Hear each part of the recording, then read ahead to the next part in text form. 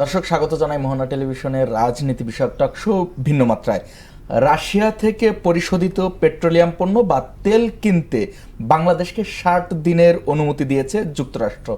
প্রশ্ন দেখা দিয়েছে, রাশিয়া বা অন্য দেশ থেকে তেল কিনতে কেন যুক্তরাষ্ট্রের অনুমতির ওপর নির্ভর করতে হবে? অন্তর্বর্তী সরকারের শেষ সময়ে যুক্তরাষ্ট্রের সঙ্গে করা চুক্তি নিয়েও আলোচনা উঠেছে। এরই মধ্যে প্রশ্ন তৈরি হয়েছে, এই চুক্তি আমাদেরকে কতটুকুন সুফল দেবে? এসব বিষয় এবং অন্যান্য রাজনৈতিক বিষয় নিয়ে আলোচনা করব আজ। অনুষ্ঠানের পুরোটা সময় জুড়ে আপনাদের সঙ্গে আছি আমি রনি রেজা, এবং আজ আলোচনা করবার জন্য স্টুডিওতে আছেন সাংবাদিক ও কলামিস্ট মাহবুব আজিজ। স্বাগতম আপনাকে। আমাদের সঙ্গে আরো আছেন আইনজীবী ও রাজনীতি বিশ্লেষক ব্যারিস্টার আল মামুন রাসেল। স্বাগতম আপনাকে। আমি প্রথমে মাহবুব আজিজ ভাই আপনাকে দিয়ে আলোচনাটা শুরু করতে চাই। যে খবরটি দিয়ে আমি ইন্ট্রোতে পড়ছিলাম যে 60 দিনের একটা অনুমতি পাওয়া গিয়েছে যুক্তরাষ্ট্র থেকে, যে আমরা রাশিয়া থেকে তেল কিনতে পারবো। স্বাভাবিকভাবে প্রশ্ন আসে যে এই যে বাংলাদেশ তেল কিনবে রাশিয়া থেকে, এখানে যুক্তরাষ্ট্রের অনুমতিটা কেন প্রয়োজন? জি, ধন্যবাদ, শুভেচ্ছা। দেখুন, আসলে যেই চুক্তিগুলো অন্তর্বর্তীকালীন সরকার করেছে, বিশেষ করে যাওয়া মানে তাদের মেয়াদ শেষ হওয়ার ঠিক আগে তা তো আসলে আমরা জানি না, কোথাও তারা সেভাবে আলাপ করেনি, প্রকাশ করেনি। সেইগুলো বিভিন্নভাবে নানান মাধ্যমে আমরা শুনেছি যে ওখানে নানান ধরনের শর্ত চুক্তি আছে। তৎকালীন পররাষ্ট্র উপদেষ্টা এবং বর্তমান পররাষ্ট্রমন্ত্রী জানিয়েছেন যে এগুলো আসলে শর্ত মেনেই হয়েছে, মানে বাংলাদেশের স্বার্থ দেখে হয়েছে এবং যে কোনো সময় এইখান থেকে বাংলাদেশ বেরিয়ে আসতে পারবে, এরকম একটা কথা তিনি নিরাপত্তা উপদেষ্টার কথা বলছেন। নিরাপত্তা হ্যাঁ, খলিলুর রহমান সাহেবের কথা বলেছেন। তিনি তো নিরাপত্তা উপদেষ্টা ছিলেন, আর এখন তিনি কি এখন পররাষ্ট্রমন্ত্রী। হ্যাঁ, তো তিনি এইরকম ভাবে বলেছিলেন। কিন্তু আমরা দেখতে পাচ্ছি যে এই যে খবরটি এলো, অথবা মার্কিন যুক্তরাষ্ট্রের সাথে যেই চুক্তিগুলো আছে, এগুলো যদি আপনি ওয়েবসাইটে যান তাহলে কিন্তু যেটুকু পাওয়া যায় তা পড়লেও কিন্তু আপনি স্তম্ভিত হয়ে যাবেন যে এটা কি, ঘটনাটা কি, আমরা কিসের বিনিময়ে কি করতে যাচ্ছি এবং আমরা কেন এগুলা করছি। এখন দেখুন, একটি অন্তর্বর্তীকালীন সরকার 18 মাস দায়িত্বে ছিলেন তারা। সেই সরকার দায়িত্বকালে যেই ধরনের একেবারে, যাকে ইংরেজিতে বলে ব্লান্ডার, আর বাংলা এটা কি হবে, এটাকে লন্ডভন্ড করে দেওয়া, আওলা ঝাউলা করে দেওয়া, একেবারে কেচগন্ডুস করে দেওয়া, বাংলায় যত রকম শব্দ আছে সবই ব্যবহার আমরা করা যায়। কিন্তু শেষ পর্যন্ত নির্যাসটা কি? আসলে বাংলাদেশের রাজনীতির যে মূল ক্ষতটা হচ্ছে, যখন যিনি দায়িত্বে থাকছেন বা ক্ষমতায় থাকছেন তারা পারফর্ম করতে পারছেন না, দেশের জন্য করতে পারছেন না বলেই কিন্তু আওয়ামী লীগের এই পতন আমরা দেখতে পেলাম, যেভাবে, যেটা একেবারে তারা গণতান্ত্রিক যেই ন্যূনতম মানমর্যাদা যেই বিষয়গুলো, সেগুলো তারা সম্মান দেয়নি। ভোট করেছে পরপর 3টি এরকমভাবে, এবং গণতান্ত্রিক যেই সাধারণ সহিষ্ণুতার জায়গাগুলোতেও তারা চর্চাটা ঠিকমতো করে না। এই জন্যই তো 24-এর গণঅভ্যুত্থান। তো 24-এর গণঅভ্যুত্থানের পর তো আমাদের শুরুটা আছে, একদম প্রাথমিক একটা চাহিদা ছিল যে গণতন্ত্র, বাক স্বাধীনতা এবং মানুষের যেই স্বাভাবিক চাওয়ার জায়গাগুলোতে সরকার সম্মান দেবে। আপনি বলছিলেন যে অন্তর্বর্তী সরকার, মানে আপনি বাংলা শব্দ খুঁজছিলেন যে ব্লেন্ডার করে ফেলেছেন, বা এই যে লন্ডভন্ড করে ফেলা, বা যদি নির্দিষ্টভাবে বলি যে তাদের কিছু সংবাদ তো এর মধ্যে এসেছে, যেমন টিকায় অবহেলার কারণে যে এখনো পর্যন্ত 2 শতাধিক শিশুর মৃত্যু হয়েছে। তাহলে এই সরকার যদি এই অন্যায়গুলো সত্যি করে থাকে, তাহলে তাদের বিরুদ্ধে বর্তমান সরকার কোনো ব্যবস্থা নিতে পারে কি? আপনার কি মনে হয়? আপনি ধরেন এখানে আপনার চা আছে, আপনার ইয়েতে না, চা বাজায় গরম, আপনি একটা ছুঁড়ে মারলেন আমার মুখে, খুব গরম চা লেগে পুড়ে গেছে বা কিছু একটা খুব ক্ষত চিহ্ন আছে, এটা তো আর বলবার কিছু নাই যে ভাই আপনি ছুঁড়েছেন দেখে এই ঘটনাটা ঘটেছে। আপনি টিকা কিনেন নাই দেখে শিশুরা মারা গেছে, এটা তো আর সত্য হয়ে থাকে বলবার কিছু নাই। কিন্তু আপনি দেখবেন যে বর্তমান সরকার বা বিরোধী দলের নেতারা কেউই এসব নিয়ে কথা বলছেন না, কারণ নির্বাচনটা হয়েছে প্রীতি ম্যাচের মাধ্যমে, এবং নিজেরা যেই আমরা এবং মামুদের যেই একটা সহাবস্থান, একসাথেই ছিলেন তারা, এবং যেটা হয়েছে প্রীতি ম্যাচ থাকলেও কিন্তু জেতার চেষ্টা করে কেউ। সেটাই স্বাভাবিক, প্রীতি ম্যাচও তো জিতবে। কিন্তু একটা বিষয়ে তারা একমত ছিল যে অন্তর্ভুক্তিমূলক নির্বাচনটার দরকার নেই, যেটা আওয়ামী লীগের দুঃশাসনেরও এটা কারণ। কিন্তু এই দুঃশাসনের ফলে যে আপনি 3 কোটি 4 কোটি মানুষকে নির্বাচন থেকে বাইরে রাখবেন, এই সিদ্ধান্তটি অন্তর্বর্তীকালীন সরকারের নেওয়াটা ঠিক হয়নি। অন্তর্বর্তীকালীন সরকার সেই হিসেবে পার্টিজান হয়ে গেছে। পার্টিজান হয়ে যাওয়ার কারণে তারা চেষ্টা করেছে, এবং যেহেতু বিরাজনীতিকরণের যে 111-এর আগে আমরা দেখেছি, সেইটারই একটি ধারাবাহিকতায় আসলে এই ডক্টর ইউনূস কাজ করেছেন তার সহযোগীদের সহ। কারণ এটা আমরা দেখতে পাই যে এই যে আপনি চুক্তিগুলোও আছে, আপনি বিরাজনীতিকরণ বড় বড় রাজনৈতিক দলগুলোকে, প্রধান যে রাজনৈতিক দল বিএনপি আওয়ামী লীগকে হাতে পায়ে শেকল বাঁধার একটি সনদ হচ্ছে জুলাই সনদ। সেইগুলোকে আরও যদি বিস্তারিত সময় আসে আমরা সেটা নিয়ে আলাপ করতে পারবো। তো এইভাবে আটকে দিয়ে বিরাজনীতিকরণের ধারায় আপনি একটা বিরোধী দলকে, সাম্প্রদায়িক শক্তিকে পৃষ্ঠপোষকতা করে ডক্টর ইউনূসের সরকার এখানে বসিয়ে দিয়েছে। এবং এই কারণেই এই পুরো জিনিসটা যেহেতু এরকমভাবে মোটামুটি সব খুশি, এই সব খুশির যেই জাতীয় সংসদ আমরা দেখতে পাচ্ছি, সেখানে অন্তর্বর্তীকালীন সরকারকে কোনো প্রশ্নের মুখে পড়তে হচ্ছে না। জি, ধন্যবাদ আপনাকে। ব্যারিস্টার আল মামুন রাসেল বলছিলেন যে সবাই খুশির যে সংসদ, তার ভাষায় আপনি এই বিষয়টি ধরেই যদি, এবং আমরা শুরুতে যেটি বলছিলাম, যুক্তরাষ্ট্র থেকে অনুমতি নিয়ে কেন আমাদের তেল কিনতে হচ্ছে, বা এই চুক্তিগুলো নিয়ে যদি একটু আলোচনা করতেন। জি, অসংখ্য ধন্যবাদ চমৎকার প্রয়াসে আমাকে যুক্ত করার জন্য। সাথে আমার সহ প্যানেলিস্ট মাহবুব আজিজ ভাই এবং আপনাকে সহ যারা দর্শক আছে তাদেরকে আজকে জুমাবারের শুভেচ্ছা জানাচ্ছি, মোবারকবাদ জানাচ্ছি। প্রথম কথা হচ্ছে, দেখেন, এই যেই যুক্তরাষ্ট্র থেকে আমরা অনুমতির, যেটা আপনি প্রথমে ধরলেন আর কি, যে যুক্তরাষ্ট্র থেকে অনুমতি নিয়ে আমরা তেল নিচ্ছি, দেখেন এটার পেছনে দুটি কারণ হতে পারে। প্রথম কথা হচ্ছে, আপনি জানেন পৃথিবীটা এখন হচ্ছে, আপনার অর্থনীতিটা হচ্ছে তেল যে বেচা কেনার যে বিষয়টা, এটা কিন্তু পেট্রো ডলারে হয়ে থাকে, এবং পুরো অর্থনীতিটা কিন্তু নির্ভর করে হচ্ছে সম্পূর্ণ ইউএসএ কেন্দ্রিক। হ্যাঁ, এবং আপনি জানেন যখন 2022 সালে ইউক্রেন এবং রাশিয়ার যুদ্ধ শুরু হয়েছিল, তখন যুদ্ধ শুরু হওয়ার পরবর্তীতে কিন্তু আপনার রাশিয়ার উপরে কিন্তু কিছু স্যাংশন আরোপ করেছিল আমেরিকা সহ ইউরোপিয়ান দেশগুলো। সেটা হচ্ছে রাশিয়া যেন তেল বিক্রি করতে না পারে। আপনি জানেন তেল গ্যাস হচ্ছে রাশিয়ার একটা বড় অর্থনৈতিক উৎস তাদের। তখন একটা স্যাংশন করেছিল যে তারা যেন তেল বিক্রি করতে না পারে, এবং রাশিয়া কিন্তু তেলের দাম কমিয়ে দিয়েছিল। এর আগে আপনি জানেন আমরা তেল নিতাম কিন্তু সৌদি আরব থেকে, আমরা কাতার থেকে, মিডল ইস্ট থেকে আমরা তেল সংগ্রহ করতাম। কিন্তু এখন যে একটা মেসাকার অবস্থা, এই থেকে হরমুজের কারণে, হরমুজ প্রণালীর কারণে একটা মেসাকার অবস্থার কারণে আমরা নিতে পারছি না। আপনি শুধু বাংলাদেশ না, আপনি ভারতও কিন্তু আমেরিকা থেকে ওয়েভার, যেটাকে বলে যে স্যাংশন থেকে ওয়েভার নিয়েছে যে রাশিয়া থেকে তেল নেওয়ার জন্য। কারণ আপনি যেহেতু হরমুজ প্রণালী বন্ধ, তাহলে তার মানে হচ্ছে এই সাউথ এশিয়ান যে রাষ্ট্রগুলো আছে, এই রাষ্ট্রগুলো চাইলে কিন্তু তেল নেওয়ার কোনো সুযোগ নেই। হরমুজ দিয়ে তো মানে বাংলাদেশের কয়েকটি জাহাজ শুরুর দিকে ছাড়ও পেয়েছে, মাঝে একটি আটকেছে।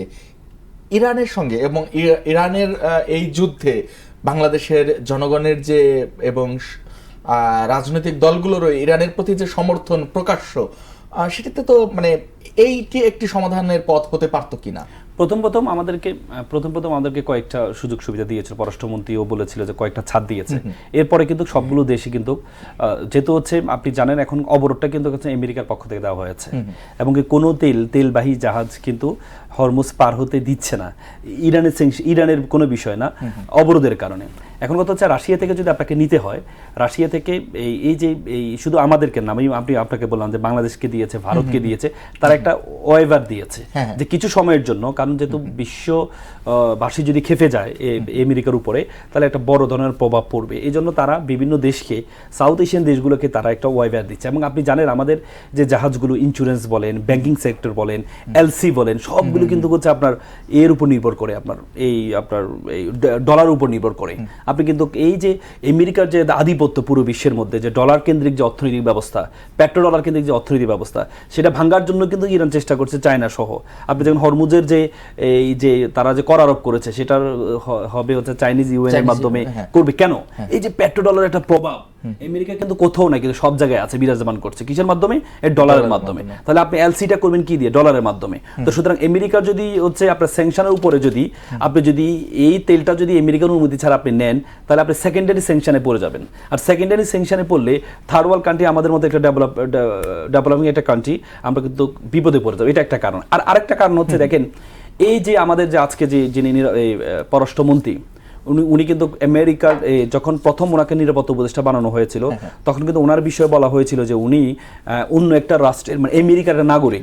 তো বিএনপি থেকে বলা হয়েছে, আমাদের বর্তমান সরকারি দল থেকে বলা হয়েছিল উনি যদি অন্য দেশের নাগরিক হন তাহলে তো অন্য দেশের স্বার্থ সিদ্ধি করবেন, তো সুতরাং এটা আমাদের দেশের স্বার্থের এগেনস্টে, এটাকে বলে কনফ্লিক্ট অফ ইন্টারেস্ট হবে। তখন কিন্তু এটা বিরোধিতা করেছে। কিন্তু এরপরে যখন আমাদের পররাষ্ট্র উপদেষ্টা তিনি যখন এই নিরাপত্তা উপদেষ্টা যখন কনভিন্স হয়ে গেলেন, এবং আপনি গতকাল মনে হয় ঠিকানাতে এই সজীব এই যে আসিফ হ্যাঁ ওর একটা সাক্ষাৎকারে আপনি দেখেছেন যে নির্বাচনের আগে যখন তারা উপদেষ্টা ছিল তখন নির্বাচনে কিন্তু যতগুলো বৈঠক হয়েছে প্রত্যেকটা বৈঠকে কিন্তু এই যে আমাদের নিরাপত্তা উপদেষ্টা উনি গিয়ে উপস্থিত হতেন, যদিও সদস্য না উপস্থিত হতেন। তো তিনি বললেন যে আমি তখন বুঝতে পারি না যে কেন উনি হচ্ছেন, কিন্তু যখন পরবর্তীতে দেখতে পেলাম যে উনি রেফারি দলের সদস্য হয়ে যখন বিজয়ী দলের ব্যানারে চলে গেলেন মানে অ্যাওয়ার্ড স্বরূপ, তখন আমরা বুঝতে পেরেছি যে এখানে ডালমে কুচ কালা হে, মানে কিছু হয়েছে আর কি। তো সুতরাং এই যে আমি আমেরিকার সাথে এবং কি ডক্টর মোহাম্মদ ইউনূস যাওয়ার কিছুদিন আগেই একটা অনেকগুলো চুক্তি করেছে, আপনি দেখেছেন। তো সুতরাং এটা একটা অ্যাকাউন্টেবিলিটির জায়গা, জব দিয়ে একটা জায়গা এই সরকারকে, যেহেতু হচ্ছে এই আমেরিকা, আপনি আমাদের এই সরকার অনেকেই বলে থাকে যে এই সরকার যে ক্ষমতা আসছে অনেককে কনভিন্স করে ক্ষমতা আসতে হয়েছে, তার মধ্যে আমেরিকা একটা বড় একটা ফ্যাক্ট ছিল।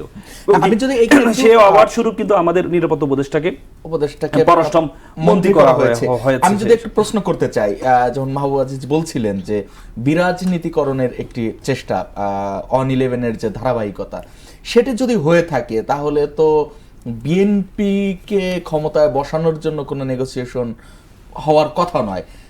এই জায়গাটা আপনি কিভাবে এন্ড্রেস করবেন? না, বিরাজনীতিকরণের এই যে বিষয়টা, এই বিষয়টা কিন্তু -2 ফর্মুলা হচ্ছে এই আপনি দেখেছেন আওয়ামী লীগ যেটা করেছে গত 3টা ট্রাম বাংলাদেশের জনগণকে যে ভোটের যে অধিকার সেই অধিকারটা দেয় নাই। তো সুতরাং আওয়ামী লীগকে যে এটা তাদের এটা কনসিকুয়েন্স যেটি বলে যে তাদেরকেও আমি মনে করি, আমি ব্যক্তিগতভাবে মনে করি যে আমাদেরকে 3টা ট্রাম ভোট দেওয়ার সুযোগ দেয় নাই, আওয়ামী লীগকেও 3টা ট্রাম ন্যূনতম 3টা ট্রাম তাদেরকে ভোট থেকে, আপনি যদি এটাকে বলেন যে হ্যাঁ অবশ্যই আপনি যখন কাউকে যখন একটা অপরাধ করবে, আপনি যখন অপরাধের যে শাস্তি যদি সে না পাবে তাহলে সে নিজেও অপরাধে আরো করবে, এবং কি তার পাশে যারা অপরাধী হতে চায় তারাও এখান থেকে শিক্ষা নিবে যে আওয়ামী লীগে তো কিছু হয় না, সুতরাং আমার কিছু হবে না। আপনি যখন সে শাস্তির আওতা আসবে, কেউ যখন কোনো অপরাধ করে শুধুমাত্র ক্ষমতা থাকার জন্য, আপনি 1971 সালে আমরা দেখেছি 1971 সালে ভিন্ন একটা অঞ্চলের মানুষ, ভিন্ন একটা দেশের মানুষ আমাদের দেশের উপর আক্রমণ করেছে, কিন্তু এই দেশে কিন্তু এই যে 24-এ আমরা কি দেখেছি, নিজের দেশের মানুষ নিজের দেশের সন্তানদের উপরে শুধুমাত্র ক্ষমতা টিকে থাকার জন্য, নিজের দেশই ছিল না, কিন্তু আমাদের ভূখণ্ড ছিল, ভিন্ন ভূখণ্ড ছিল, আমাদের ভাষা ভিন্ন ছিল, আমাদের সংস্কৃতি ভিন্ন ছিল, আমাদের চালাচলন ভিন্ন ছিল, সুতরাং একটা ভিন্ন এর মাধ্যমে আক্রমণ করেছে। কিন্তু এবার কি দেখেছি, কোনো সুযোগ নেই, কোনো সুযোগ নেই, মানে আপনি তখন হয়েছে যে একটা ভিন্ন ক্যাটাগরির মানুষ এসে আক্রমণ করেছে, কিন্তু এখন আমরা নিজের দেশের মানুষ নিজের ভাষায় কথা বলে, নিজের আত্মীয় স্বজন নিজের পাশের মানুষ সবাই তো আওয়ামী লীগের, আপনি দেখেন আওয়ামী লীগের পরিবারে যারা আত্মীয় স্বজন আপনি দেখেন বর্তমানে যারা এমপি আছে অনেকের আত্মীয় স্বজনের সাথে তাদের রিলেশনশিপ আছে, তাদের আত্মীয়তার সম্পর্ক আছে, তার মানে নিজের সন্তানদেরকেই শুধুমাত্র ক্ষমতা টিকে থাকার জন্য, এই যে ক্ষমতা টিকে থাকার জন্য আপনি যে এতগুলো মানুষকে হত্যা করলেন, নিজের সন্তানদেরকে ছাত্রদের উপর করলেন, তো সুতরাং আপনি যখন এটা যখন শাস্তি আপনি না পাবেন তাহলে হবে যারা নতুন করে ফ্যাসিস্ট হতে যাবে তারা মনে করবে শাস্তি কি এরকম যে যারা আওয়ামী লীগকে সমর্থন করে বা যারা ভোট দিতে চায় তাদেরকেও ভোট থেকে বঞ্চিত রাখা, সেটা তো সুযোগ নেই। আপনি তো দেখেছেন ভোট তো সবাই দিয়েছে, আওয়ামী লীগের বিএনপি যে এতগুলো ভোট পেয়েছে এমনি তো পায় নাই। আপনি দেখেছেন বিএনপি ক্ষমতা আসার পরে কিন্তু বিএনপি আওয়ামী লীগের অনেক অফিস খুলে দিয়েছে, সেটা তো একটা কমিটমেন্টের উপরে, তারা তো ভোট দিয়েছে। কিন্তু ভোটার আপনি যদি মনে করেন না আমি ভোট দিয়েছে, তার এমন যদি হতো যে তোমরা ভোট দিতে পারবা না, আওয়ামী লীগের লোকজন তো ভোট দিতে পারে নাই, তাদেরকে বলা হয় তোমরা ভোট দিতে পারবা না, তোমরা ভোট দিয়েছো। হয়তো আওয়ামী লীগ যাদেরকে পছন্দ করতো, আওয়ামী লীগ যাদের তাদের প্রত্যেকটা পছন্দ তো প্রথম পছন্দ দ্বিতীয় পছন্দ তৃতীয় পছন্দ থাকতেই পারে, কিন্তু আপনি যখন একটা এই সংগঠনকে একটা অপরাধ শাস্তির আওতা না নিয়ে আসবেন তাহলে তো এরা নতুন করে অবশ্যই শাস্তির আওতায় অপরাধী হয়ে যাবে আইনি প্রক্রিয়া। ধন্যবাদ আপনাকে মাহবুব আজিজ। একটি প্রশ্ন আমি রাখছিলাম আপনার বক্তব্য থেকেই যে যদি বিরাজনীতিকরণ হয়েই থাকে তাহলে তো বিএনপির সঙ্গে যে এই যে বিশেষ করে তথ্য পররাষ্ট্রমন্ত্রী যিনি খলিলুর রহমান তাকে কেন্দ্র করে যে আলোচনাটা আসে, এইটি দুটো মানে সাংঘর্ষিক বক্তব্য কিনা? আচ্ছা, বিরাজনীতিকরণ হয়েই থাকে এক কথা, আর বিরাজনীতিকরণের চেষ্টা আলাদা জিনিস। চেষ্টা তো অনেক রকম থাকতে পারে। চেষ্টা হতে পারে যে আমি আপনার এখানে 6 তলা 7 তলায় ওঠার চেষ্টা করলাম, ব্যর্থ হলাম, পারলাম না। সেরকম বিরাজনীতিকরণের চেষ্টা তো হয়েছে, যে অর্ধসমাপ্ত চেষ্টাটি 111-এ ছিল সেটারই তো একদম সম্পূর্ণ করবার চেষ্টা করেছেন এই দফায় অন্তর্বর্তীকালীন সরকার। চেষ্টা করার জন্যই তো তারা বারবার বলেছিলেন সম্পূর্ণ সংস্কার হলে জুন মাস, অর্ধ সংস্কার হলে ফেব্রুয়ারি মাস ইত্যাদি। কখনো কখনো বলতে শুরু করলেন যেখানেই যাই সেখানে বলে আপনি 50 বছর থাকবেন, আপনি 100 বছর থাকুন ইত্যাদি ইত্যাদি। এই বাহানাগুলো কি আপনারা শোনেন নাই? এগুলোই তো সেই বিরাজনীতিকরণের একটা অনুষঙ্গ। আপনার মনে আছে এক উপদেষ্টা বললেন আপনারা এত নির্বাচন করেন কেন, প্রায় রেগে সাংবাদিকদেরকে বললেন, হ্যাঁ এত নির্বাচন আমরা একটা কাজ করতে এসেছি। তো কাজটা যে তারা করতে এলেন, এই এজেন্ডাটা তারা কোথায় পেলেন? কি কাজ তারা করতে এসেছিলেন? যেই গণতন্ত্রের প্রশ্নে গণ অভ্যুত্থানটা হলো, প্রাথমিক ব্যাপারটি ছিল যে আমাদের মূল জায়গাটি তো তাই যে আমরা আমাদের পছন্দের মানুষদের শাসনে থাকতে চাই। কিন্তু এরপরে কিটা হলো, আপনার ওই যে আইয়ুব খানের আমলে যেরকম মৌলিক গণতন্ত্র হয়েছিল না, পাকিস্তানের আমলে শেষের দিকে ওইরকম একটা মৌলিক গণতন্ত্র আমরা দেখতে পেলাম। একটা জাতীয় ঐক্যমত কমিশন হলো, যেখানে 33টি রাজনৈতিক দল মিলে ঠিক করে ফেলতেছেন এইটাই আমাদের জাতীয় ঐক্যমত। এবং তারা ঠিক করছেন যে তারা যেহেতু 3 বার ভোট দিতে দিবেন না, আমরাও 3 বার তাদেরকে ভোট দিতে দেব না। অর্থাৎ এই প্রতিশোধের পাল্টাপাল্টি প্রতিশোধ চলতেই থাকবে। তারা 3 বার ভোট রাতের বেলা করেছে, আমিডামি করেছে, তারা গুম করেছে, তারা আয়নাঘর করেছে, তাই আমরা এখন তারপরে ঘর করব, ড্রেসিং টেবিল ঘর করব। তা এটা তো হতে পারে না। আপনি যখন আওয়ামী লীগ এই কাণ্ডগুলো করেছে, যখন আওয়ামী লীগকে এই প্রশ্ন করা হয়েছে, তখন তারা বলছে বিএনপি জামাত তো অগ্নি সন্ত্রাস করে, তাদেরকে ভোটে আনা যাওয়া যাবে না। এই যুক্তিতে তারা জাতীয় পার্টিকে একটা বিরোধী পুতুল দল হিসেবে বানিয়ে একদম সুন্দর একটা তামাশার রাজনীতি করে গেছে। তো সেই তামাশার রাজনীতির ধারাবাহিকতা কি আমরা এখনো দেখছি না? তাহলে যদিও 24-এর গণ অভ্যুত্থান অতখানি তামাশা করতে দেয় নাই বলেই মানুষ 2 হাত ভরে বিএনপিকে কিন্তু শেষ পর্যন্ত ভোট দিয়েছে। সরকার চাওয়ার পরেও সাম্প্রদায়িক শক্তি ক্ষমতায় আসতে পারে নাই। আজকে সজীব ভুইয়া যখন বলছেন, উনি তো এনসিপির, উনি কি বলবেন এনসিপির বিরুদ্ধে? তা উনি তো খুব বেশ বিএনপির বিরুদ্ধে একখান কথা বলে দিলেন। তো ওখানে জামাতের পক্ষে কি হয়েছিল তা একটু বলতেন। ওনার বলারও তো অপেক্ষা রাখে না। আমরা তো নিজের চোখে দেখেছি জামাতের পক্ষে এই অন্তর্বর্তীকালীন সরকার কি করেছে। মুক্তিযুদ্ধের স্থাপনা ধ্বংস, মাজার ধ্বংস, বিসিএস পরীক্ষায় প্রশ্নপত্রে লেখা প্রতিরোধ যুদ্ধ, হানাদার বাহিনী লেখা, পাকিস্তান হয়ে গেল হানাদার বাহিনী। আপনার যে সংস্কৃতি উপদেষ্টা ছিলেন, কথায় কথায় তিনি বিবরণ দিতে শুরু করলেন আওয়ামী লীগ কত খারাপ, হাসিনা কত খারাপ ইত্যাদি ইত্যাদি। যদিও আওয়ামী লীগ এবং শেখ হাসিনার সাথে তাকেই দেখা গেছে সবচেয়ে বেশি, তারপরেও তারা এবং তাদের কি যোগ্যতাটা কি, তারা ওই গণ অভ্যুত্থানের সময় অস্ট্রেলিয়া থেকে ফেসবুকে কয়েকটি পোস্ট দিয়েছিলেন। আর এই উপদেষ্টাদের অধিকাংশের যোগ্যতা কি, তারা এনজিওর মাধ্যমে আওয়ামী লীগের সাথে 10-12 বছর ব্যবসা করেছেন, আর সুবিধা মতো মানবাধিকারের কথা বলেছেন, বানিয়ে অনেক কথা বলেছেন। এবং আদিলুর রহমান খান একটা নিহতের সংখ্যা দিয়েছেন, শাপলা চত্বরে এতগুলো নিহত, যার একটি ঠিকানাও খুঁজে পাওয়া যায় নাই বিবিসি রিপোর্ট অনুযায়ী। বিভিন্ন ধরনের এই সমস্ত যে মতলববাজিগুলো, সেগুলো আমরা দেখলাম সব এখানে জড়ো হয়েছে অন্তর্বর্তীকালীন সরকারের সময়। এবং এই মতলববাজির ছাপ তারা রেখেছে যে এখানে তো একটা দ্বিধারা রাজনীতি চলে, বিএনপি আওয়ামী লীগ। এই আওয়ামী লীগকে আমরা অনুপস্থিত করে দিয়ে বিএনপি এবং বিরোধী একটা অনুপস্থিত করা হয়েছে, নাকি আওয়ামী লীগ নিজেই করা হয়েছে? কারণ জাতীয় পার্টিকে তো বাংলাদেশের মানুষ লাল কার্ড দিয়ে দিল, সেই সুযোগটি আওয়ামী লীগের ব্যাপারে আপনারা দিলেন না কেন? কারণ এই লাল কার্ড তো মানুষ দিত নিশ্চয়ই। তাহলে আপনারা যখন দিচ্ছেন না, তার মানে এখানে ঝামেলা আছে। জাতীয় পার্টির ব্যাপারে আপনারা যত আত্মবিশ্বাসী যে এটা লাল কার্ড পাবে, আওয়ামী লীগের ব্যাপারে আপনারা আত্মবিশ্বাসী নয় কেন? কারণ বাংলাদেশের মুক্তিযুদ্ধের এই যে যারা নেতৃত্ব দিয়েছে যে দলটি, সেই দলটিকে এত সহজে, আমি শেষ করি, এত সহজে এটা সম্ভব নয় বলেই আপনি দেখুন যে আজকে যে একটা আইন করা হয়েছে যে 14 বছর আপনি জেল দেবেন আওয়ামী লীগের হলে। আমি তো আজকে বিকেলবেলা ভাবছিলাম আসলে এত বড় জেলখানা কোথায় পাওয়া যাবে। যদি 14 বছর করে আপনার জেল দিতে থাকেন, যে সর্বশেষ গ্রাহ্য নির্বাচিত বিএনপি আর আওয়ামী লীগই তো 40% করে ভোট পেয়েছে। এখন মানুষ যদি এভাবে নামতে শুরু করে, তা আপনি কি সবাইকে আপনি জেলে ভরে রাখবেন? এটা হয়? এটা কোনো গণতান্ত্রিক রীতিনীতির মধ্যে পড়ে? বলুন, কি বলছিলেন? আচ্ছা, আমি প্রশ্ন করতে চাই যে যদি আওয়ামী লীগকে আপনি যেটা বলছেন নির্বাচনে সুযোগ দেওয়া হতো, তাদের কি মানে তারা কি অংশগ্রহণ করতে পারতো, সেই সেটা অবস্থা তো ছিল? তাদের সমস্যা। সুযোগ শব্দটাই কিন্তু একটু আপত্তিজনক। এখানে আমরা তিনজন বসে আছি, আপনি আমাকে কথা বলার সুযোগ দেবেন না। আমি কথা বলতে এসেছি, এটা আমার গণতান্ত্রিক অধিকার। আচ্ছা, এবং আমাদের একটা সম বন্টন আপনি করে দিবেন। আপনি যদি বলেন না মাহবুব আজিজ ভাই একটু জোরে কথা বলেছেন, উনাকে আর কথাই বলতে দেবেন, আমি বসায় রাখবো 10 মিনিট, এটা হলো না। আপনার শিষ্টাচার এবং গণতান্ত্রিক শিষ্টাচারে যাবেন, আপনি নির্বাচনে অংশগ্রহণ করতে দেবেন, জনগণকেই আপনি সিদ্ধান্ত নিতে দিতেন যে এই ফ্যাসিস্ট আওয়ামী লীগ এত এই কাজ করেছে, সবাই জানে, চোখের সামনেতে ঘটেছে।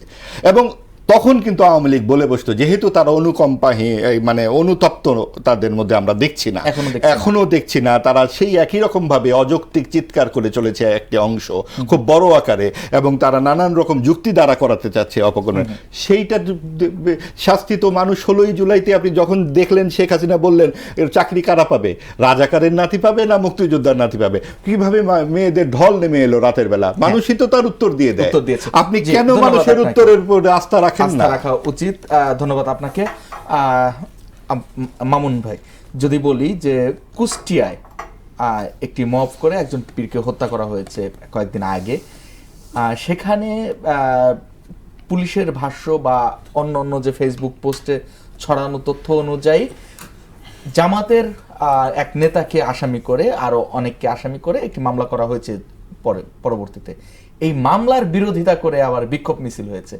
ব্যাপারটাকে কিভাবে দেখছেন? এবং এখনো পর্যন্ত কাউকে গ্রেফতার করা হয়নি। যদি বলি, মাহবুব আজিজ যেমনটি বলছিলেন যে সংসদে সবাই খুশির যে সংসদ চলছে, তার এই কথার পক্ষেই এই যুক্তিগুলো চলে যায় কিনা? দেখেন, প্রথম কথা হচ্ছে এই কুষ্টিয়াতে যে ঘটনাটা ঘটেছে এটা পুরো তীব্র নিন্দা জানাচ্ছে আমি। কোনো সুযোগ নেই আপনি এভাবে একটা মানুষকে আপনার বিরোধী হলে আপনি তাকে হত্যা করবেন, কোনো সুযোগ নেই এটা। এবং ইসলামও এটা কোনো সুযোগ দেয় নাই। ইসলামে ডিরেক্ট বলা আছে আপনি যদি নিরপরাধ কাউকে হত্যা করেন, পুরো মানব জাতিকে হত্যা করা হবে। তো ইসলামের মধ্যে লা ইকরাহ ফিদ্দীন ডিরেক্ট বলা আছে যে আপনি ইসলামের এবার কোনো বাড়াবাড়ি কোনো সুযোগ নেই। এখন দেখেন যে ঘটনাটা ঘটেছে, এই ঘটনাটা কিন্তু যে কুষ্টিয়ার যে আসনটা ওই আসনে এমপি কিন্তু বিএনপির এমপি ছিলেন, এটা কিন্তু জামাতের এমপি ছিলেন না। এবং কি জামাতের একজনকে যে আসামি করা হয়েছে সেটা হচ্ছে হুকুমের আসামি করা হয়েছে। যে ভাই মামলাটা করেছেন সে ভাই, আমি এজাহারটা দেখেছি, যে ভাই মামলাটা করেছে উনি ওই জায়গায় উপস্থিত ছিলেন। তো সুতরাং যে ব্যক্তিকে, জামাতের যে ব্যক্তিকে সেখানে আসামি করা হয়েছে তিনি ওই স্পটে ছিলেন না, শুধুমাত্র ওনাকে বলা যে উনি হুকুমের আসামি করেছেন। তো হুকুমের আসামি যদি আপনি হুকুমের আসামি কোন হিসেবে আপনি এটাকে আইডেন্টিফাই করবেন? আপনি কাউকে, আপনার ওখানে ভিডিওগ্রাফি আছে, আপনার সেখানে ভিডিওগ্রাফি আছে, এভাবে উস্কানি যদি আপনি ব্যাখ্যা করতে চান। এর আগে আওয়ামী লীগ আমলে আমরা যে জঙ্গি মামলাগুলো হতো বা সন্ত্রাস ট্রাইব্যুনাল যে মামলাগুলো হতো, এগুলো কাউকে অপরাধী করার জন্য বলে যে উস্কানি মানে প্রদান করতে। এটাকে আপনি অপরাধ হিসেবে দেখেন আপনি আরো ভালো বলতে পারবেন। আমি আপনাকে বলেছি ইন্ডিয়াতে দেখবেন হচ্ছে জাকির নায়েককে ধরার জন্য মোদি একটা কৌশল অবলম্বন করেছে। সেটি হচ্ছে যে ওনার বক্তব্যে উস্কানি পেয়ে নাকি এই যে আমাদের বাংলাদেশে যে পিস টিভি বন্ধ করা হয়েছে, কেন বন্ধ করা হয়েছে? এই যে হলি আর্টিজানে যে হামলাটা হয়েছে, এখানে নাকি একজন নাকি, আমি আসি মানে এগুলো একজনে নাকি হচ্ছে অনুপ্রাণিত হয়। মানে আপনি অনুপ্রাণিতটার ব্যাখ্যাটা আপনি কিভাবে করবেন? আপনি তো হচ্ছে যে অপরাধটা হয়েছে, বারবার সরকারের পক্ষ থেকে বলা হচ্ছে এই সরকার আসার পর নাকি মব বন্ধ হয়েছে। যদি মব বন্ধ হয়ে থাকে, এটা তো একটা মব হয়েছে। আপনি যে একটা কেউ যদি কোনো ধর্ম নিয়ে অপরাধ করে তাহলে আইনে তার বিরুদ্ধে মামলা হবে, আইনি পদক্ষেপ গ্রহণ মামলা হলে তো এই যে সেখানে যে হামলাটা হচ্ছে সেটার পক্ষেও বলছে না কি সেখানে আপনি যখন যে ঘটনাটা ঘটেছে, তো সুতরাং ভিডিওগ্রাফি আছে, আপনি দৃশ্যমান কারা কারা হামলা করেছে, আপনি সরাসরি ভিডিওগ্রাফি দেখে আপনি আসামি করতে পারেন। কিন্তু আপনি হুকুমের আসামি করছেন, অমুক হুকুম দিয়েছে, এই হুকুম শব্দটা যখন আপনি ব্যবহার করেন তখন এখানে পলিটিক্স চলে আসে। এখানে হচ্ছে আপনি সুযোগ সন্ধানী, আপনি যাকে আপনার ভালো লাগবে না আপনি তাকে এখানে আসামি করে নেবেন। কিন্তু আপনার তো ভিডিওগ্রাফি আছে, যারা হামলা করেছে, যারা মব তৈরি করেছে, যারা ওখানে সব দৃশ্যমান ভিডিওগ্রাফি আছে। এমন যদি হতো রাতের অন্ধকারে হয়েছে, কেউ দেখে নাই, কোনো ভিডিওগ্রাফি নাই, তখন আমাদেরকে তদন্ত করে বের করতে হবে। কারণ আপনি আপনি মামলাটা তদন্ত হোক, মানে আপনি যখন চার্জশিটে, আমি বুঝতে চাই, আমি আইনের জায়গা থেকে বুঝতে চাই, আপনি আইনজীবী, প্রকাশ্য এখানে আমরা তিনজন মানুষ রয়েছি, আরো অনেকে রয়েছে, আপনি হুকুম দিলেন মাহবুব আজিজকে বা আমাকে হুকুম দিলেন, আমি একটা অন্যায় করলাম, দৃশ্যত এই জায়গাটা আপনার অন্যায় হবে কিনা? হুকুম যে দিল তার অন্যায় হবে কিনা, নাকি হুকুম বললেই পলিটিক্স চলে আসবে? অবশ্যই হবে। যদি তাই হয়, হুকুমটা যদি তাই হয় টু আইডেন্টিফাই হ্যাঁ, কিভাবে করবে? ফেসবুকে পোস্ট না, না, করেছে সে আপনি দেখেন, আগের রাতে, আমি আপনাকে বলি, এবং আমি আপনাকে তাতে বলি, করে যে আপনি যদি পরিস্থিতি হুকুমের হয়েছে, না, আপনি যদি হুকুমের আসামি করতে হয়, আপনি যদি হুকুমের আসামি করতে হয়, ধরুন হচ্ছে আপনি যখন কাউকে যখন একটা এফআইআর হয়, এফআইআর কিন্তু প্রাথমিক তদন্ত, এটাকে বলে ফার্স্ট ইনফরমেশন রিপোর্ট বলে, প্রাথমিক তদন্তে প্রমাণে, প্রাথমিক তদন্তে আপনার মনে হবে আপনি অমুক অমুক আসামি করবেন, কিন্তু এরপরে আপনার বৃহৎ তদন্ত করার সুযোগ আছে, চার্জশিট, সেই চার্জশিটে আপনি যখন কোনো আসামিকে ধরবেন, সে আসামি থেকে 164 নেবেন যে অমুক আমাকে হুকুম দিয়েছে, অমুক আমাকে বলেছে, বলার কারণে আমি হামলাটা করেছি, তাহলে এটা চার্জশিটে আপনার আসামি হবে। কিন্তু আপনি যখন এফআইআর যখন আপনি আসামি নিয়ে আসবেন, তখন আপনাকে ধরে নেওয়া হবে। আপনি দেখেছেন, আপনি শেরপুরে দেখেছেন, শেরপুরের জামাতের উপজেলা সেক্রেটারিকে হত্যা করা হয়েছে এই তৈরি করে, সেই উপজেলা সেক্রেটারিকে হত্যা করা হয়েছে, সেখানে মামলা হয়েছে, বিএনপি বাদী হয়ে মামলা করেছে, সেই মামলা আসামি করা হয়েছে, এই যে যিনি হত্যা হয়েছে তার পরিবার সদস্যদেরকে আসামি করা হয়েছে। তো তাহলে আপনি তো এভাবে করলে হবে না, আপনাকে এটা তো শেখ হাসিনার আমলে করতো, কিন্তু এখন নতুন বাংলাদেশে যদি আপনি যদি সেম ভাবে করেন, আপনার হামলা হয়েছে, ভিকটিম কারা, এটা তো দৃশ্যমান, কিন্তু আপনি শুধুমাত্র রাজনীতি উদ্দেশ্য প্রণোদিত হয়। আমি ওই দিন একজনকে বলছিলাম, যদি আল্লাহ না করুক ওই এমপিটা যদি জামাতের হতো, তাহলে আমার মনে হয় এমপিও আসামি হতো। আচ্ছা, জি, ধন্যবাদ আপনাকে। আমরা একটু এই বিষয়ে মাহবুব জি, দেখুন, উনি তো বলেন নতুন বাংলাদেশে তো এরকম হবে না, আওয়ামী লীগের আমলে হতে হতো। এই হাসি খুশির বাংলাদেশে আসলে এখন কি হচ্ছে আপনি দেখুন, এই হাসি খুশির বাংলাদেশ কিন্তু অন্তর্বর্তীকালীন বাংলাদেশের অন্তর্বর্তীকালীন সরকারের ধারাবাহিকতা। তারা যেভাবে সংসদটিকে দেখতে চেয়েছে, অতখানি না পারলেও নিশ্চয়ই পুরোটা পারেনি, কিন্তু তারা পেরেছে, অনেকখানি পেরেছে। 3 থেকে 7% ভোটকে 36% ভোট তৈরির একটা মাঠ তারা তৈরি করে দিতে পেরেছে, যা আমাদের গত 40 বছরে কোনো নির্বাচনে সম্ভব হয়নি। একটি 3 থেকে 18 পর্যন্ত যারা আসন পেয়েছে, তারা প্রায় 70+ আসন পেল। এই যে হাসি খুশির পরিস্থিতিটি, সেইখানে ওই সময় 18 মাসে আমরা দেখেছি গণমাধ্যমে হামলা, উদীচিতে হামলা, ছায়ানটে হামলা, 32 নম্বরে হামলা, বুলডোজার দিয়ে কয়েকবার ভাঙা হলো, কিন্তু কোনোবার কোনো সরকারি তৎপরতা, সৌরবর্জ্য উদ্যানে ভাস্কর্য হামলা, এরকম অজস্র হামলা হয়েছে। সেটা কোনো তালিকা কিন্তু এই হাসি খুশি সংসদে আমরা দেখতে পেলাম না, যে এই ঘটনাগুলো ঘটেছে। অন্তর্বর্তীকালীন সরকার এইগুলো কাজ করেছে, আমরা এইগুলা করলাম, আমরা কোনো রকম তালিকা আমরা দেখি নাই। ঠিক একইভাবে ধারাবাহিকতায় যে মতসন্ত্র ভাই যেটি বললেন, আমি অবশ্যই একমত, যেগুলো তো ভিডিও আছে, কিন্তু সংসদে সরকারি বা বিরোধী দল কেউ এগুলো নিয়ে কোনো কথাই বলছে না, কোনো রিপোর্ট করছে না, কিচ্ছু না। ওই অন্তর্বর্তীকালীন সরকারের ওই হাসি খুশি ভাবটি তারা ধরে রেখেছে। এখন যেহেতু মাত্র 2 মাস হয়েছে, আমরা এর চেয়ে বেশি সমালোচনা করতে চাই না, কিন্তু বাংলাদেশের মানুষ ভোট কিন্তু বিএনপিকে দিয়েছে এই মব সন্ত্রাসের বিরুদ্ধে একটা অন্যতম প্রধান একটা কারণ। কাজেই সরকারের উচিত এই ব্যাপারে অবশ্যই ভিড়, কারণ আইনের শাসন যদি অনুপস্থিত হয়ে যায়, এই সমস্ত কিছুই কিন্তু অর্থহীন হয়ে যায়। ধন্যবাদ আপনাকে, ধন্যবাদ ব্যারিস্টার আল মামুন রাসেল। দর্শক, ধন্যবাদ জানাই আপনাদেরও এতক্ষণ সঙ্গে থাকবার জন্য। আজকের মতো বিদায় নিচ্ছি। আগামীকাল দেখা হবে একই সময়, নতুন কোনো অতিথি নিয়ে আলোচনা হবে, নতুন কোনো বিষয়। সঙ্গে থাকুন।